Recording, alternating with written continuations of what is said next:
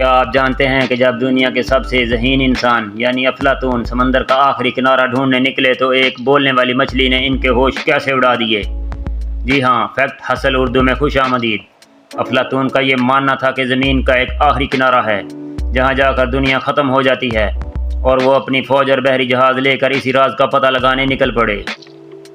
مہینوں تک سمندر کے سفر کے بعد جب ان کا کھانا پینا ختم ہونے لگا تو انہیں سمندر کے بیچوں بیچ ایک چھوٹی سی خشکی نظر آئی۔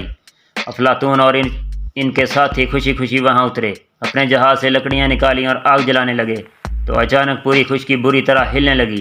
وہ کوئی زمین نہیں تھی بلکہ سمندر کی ایک بہت ہی بڑی خوفناک مچھلی کی پیٹھ تھی۔ آگ کی گرمی محسوس ہوتے ہی اس مچھلی نے انسانوں کی زبان میں ایک بھاری آواز دی اور کہا، اے انسان، میں تمہیں اس سمندر کی آخری گہرائی تو بتا سکتی ہوں، لیکن اس کا دوسرا کنارہ تم کبھی نہیں ڈھونڈ سکتے، کیوں نہ کہ یہ دنیا بہت بڑی ہے۔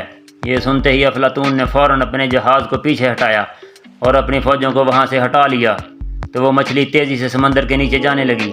سمندر اتنا گہرا تھا کہ نیچے پہنچ کر بھی اس مچھلی کا منہ زمین سے ٹچ نہیں ہوا، جس کی وجہ سے اس نے نیچے جا کر اپنی پونچھ نہ میں ہلائی۔ افلاطون نے جب اس کی دم کو ہلتے دیکھا تو انہوں نے اس کی پونچھ کاٹ کر فوراً ایک جادوئی جڑی بوٹی ڈال کر اسے پتھر کا بنا دیا، اور حیرت کی بات یہ ہے کہ اس جدید دور میں بھی اس کی ہلتی ہوئی پونچھ کو دیکھا جا سکتا ہے۔ ایسی ہی مزید ویڈیوز کے لیے فیکٹ حاصل اردو کو سبسکرائب ضرور کریں۔